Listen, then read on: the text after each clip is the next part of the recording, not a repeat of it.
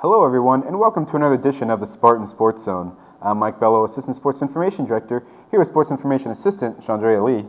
The spring sports season is in high gear, and we'll start our show this week with the men's tennis team rounding into form just a week away from the MEAC Championships.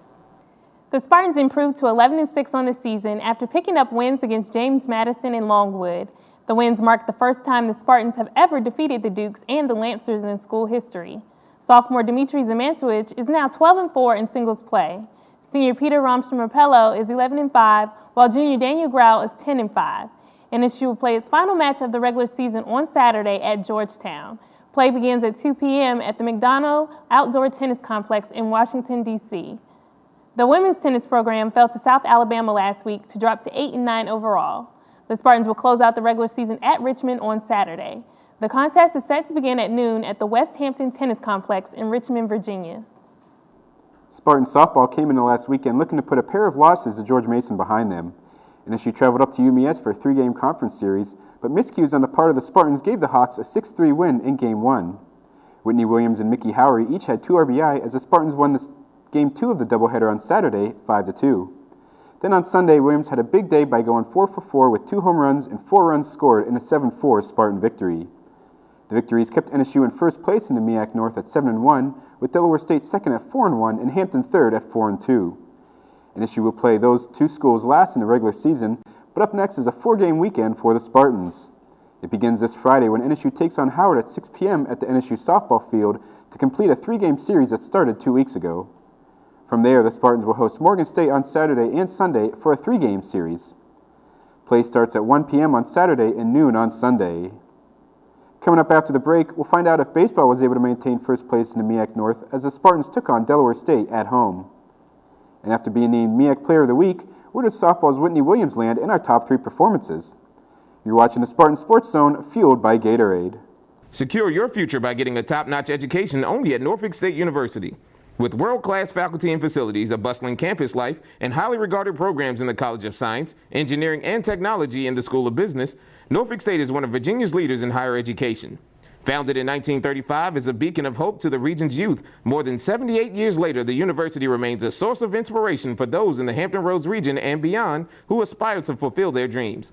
A military-friendly school in one of the largest military areas of the world, Norfolk State University is home to faculty researchers who have forged partnerships that have created cutting-edge virtual learning environments. With more than 30,000 alumni, Norfolk State has played a vital role in our community in the past and is serving in a critical role today, and will continue to be an academic leader in the future. Find out more at nsu.edu. Norfolk State University, infinite possibilities. Welcome back to the Spartan Sports Zone. Track and field competed at the Colonial Relays over the weekend at William & Mary.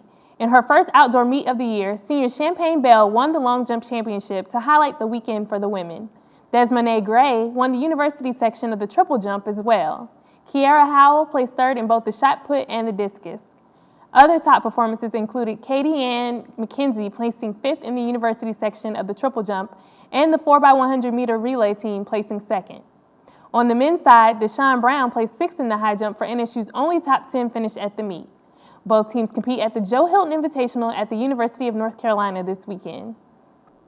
Spartan baseball welcomed Delaware State to town, marking the 7th straight weekend at home for the Spartans. The 3-game series turned into a shootout as the teams combined for 65 runs in those 3 contests. Justin Burrell drove in 3 runs in Game 2 on Saturday, leading the Spartans to a 7-5 victory. NSU's pitching staff allowed just 3 earned runs in 7 innings. Delaware State's offense, though, came alive in the bookend games of the series.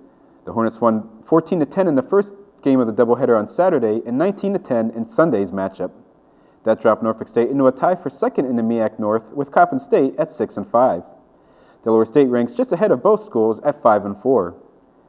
A Wednesday evening game at William & Mary marked a stretch in which the Spartans play 15 of 16 games on the road.